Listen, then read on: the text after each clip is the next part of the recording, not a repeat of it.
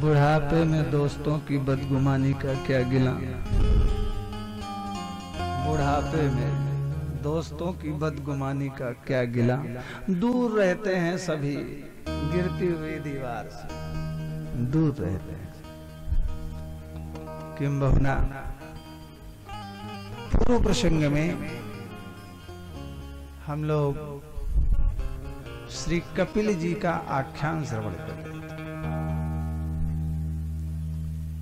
हमारे प्रतापगढ़ में एक मसल है,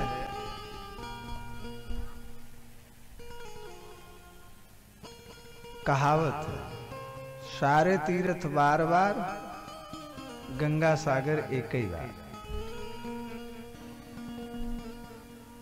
सारी कथा बार बार श्रवण करो, लेकिन श्री कपिल का आख्यान आप एक बार श्रवण करो। इतना प्यारा आख्यान और धर्म का इतना सरलीकरण हो सकता है। एक पैसे लगना नहीं है, चारपाई छोड़ के कहीं जाना नहीं है, और परिणाम इतना व्यापक है कि भगवान का विमान आना है लेने के लिए।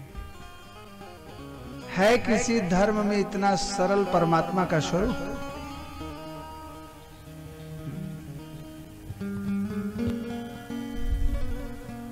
मन एव मनुष्याणाम कारणम बंध मोक्षयो। मन ही मनुष्य के बंधन और मोक्ष का कारण है। मन से हम गंगा नहाएं, मन से हम ठाकुर जी को बुलाएं, मन से भगवान की सेवा करें, मन से आरती उतारें, मन से नैवेद्य लगावें, मन से प्रणत प्रणाम निवेदन करें, मन से उन्हीं के हो जाएं। यही है कपिलोपाख्यान, यही है वो गंगा जिसका संयम बनाना है, यही वो सागर है जिसमें इस गंगा का विलय होना है।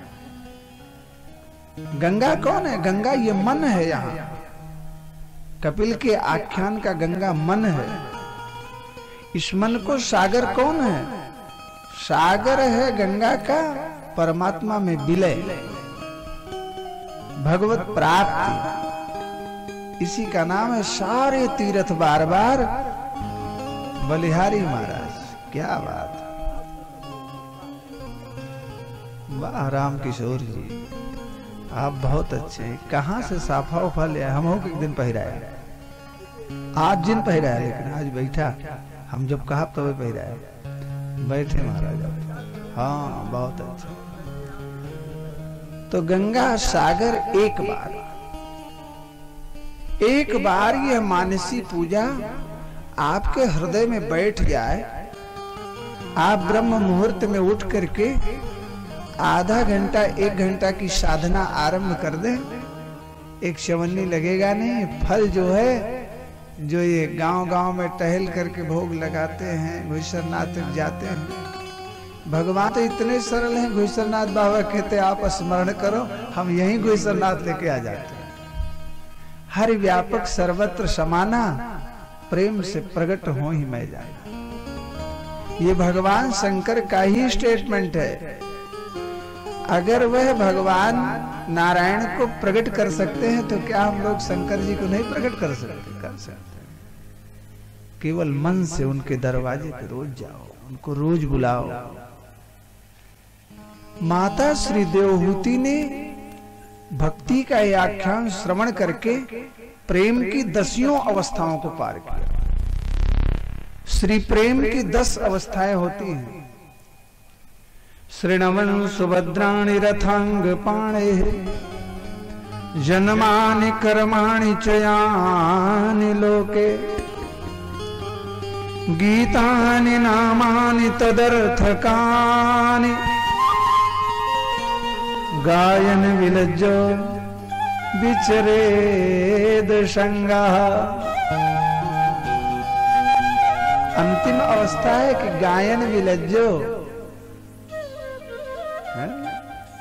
प्रतापगढ़ वाले कहते हैं जो लाज छोड़ मुंह बावे तो गावत गावत आवे। कौन आवे? भगवान आवे। गायन विलज्जो विचरेत संगा, असंग होकर के भ्रमण करता है, जिसको लोग कहते पागल हो गया। हम लोग पागल देखते तो हंसते हैं, और पागल हम लोगों को देखता है हंसता है कि बेवकूफ लोग इसी में लगे, हम तो पागल हो गए। मेरा तो जो अहंकार था वो गल गया, ये अहंकारी इसी संसार में ही पड़े हैं। वो हमको देख के हंसता है कि अपने तो बन गए पागल। ऐसे साधारण में मत समझो ये पागल। पागल हो जाना भगवत प्राप्ति के करीब हो जाना है, जीव की अंतिम अवस्था है। इस आख्यान श्रवण के बाद भगवती देवहूति पागल हो गई, और इतना पागलपन चढ़ा कि नाचते नाचते शरीर पूरा हो गया, वही जल बन गया, पानी बन गया, सिद्धिदा नाम की नदी हो गया। कपिल जी ने माता जी के उस नदी के जल को आचमन किया और सीधे सीधे कपिलाश्रम गंगा सागर चले गए। बहुत प्यारा स्कंद है। आप लोगों ने बड़ी भाव से सुना भी, और हमने थोड़ा बड़ा सुनाने का प्रयास भी किया। इस कपिलाख्यान की फलश्रुति का वर्णन करते हैं। जिन लोगों ने इसको सुना है उनका फायदा क्या होता है भाई? यैदमनुशृणोति यो विदत्ते कपिल मुनेर मतमात्म योग गुह्यम भगवती कृतधीय सुपर्णकेता उपलभते भगवत पादारविंदम। ये इसकी फलश्रुति है। जो इसको श्रद्धा से श्रवण करता है, यह इद मनुश्रृणोति, और सुन करके योग धत्ते, जो धारण करता है, सुबह उठ करके भगवान का मानसी चिंतन करता है, पूजन करता है। कैसा?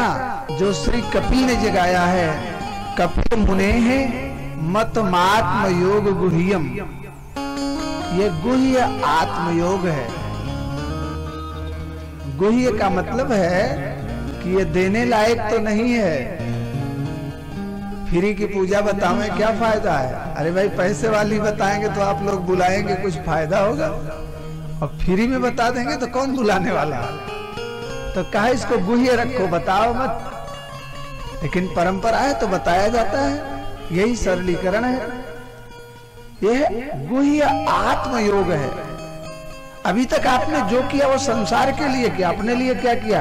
पेशकार साहब, ये गुह्य आत्मयोग है। ये अंदर रखने लायक है, बताने लायक नहीं है। भगवती कृतधीह सुपर्णकेता।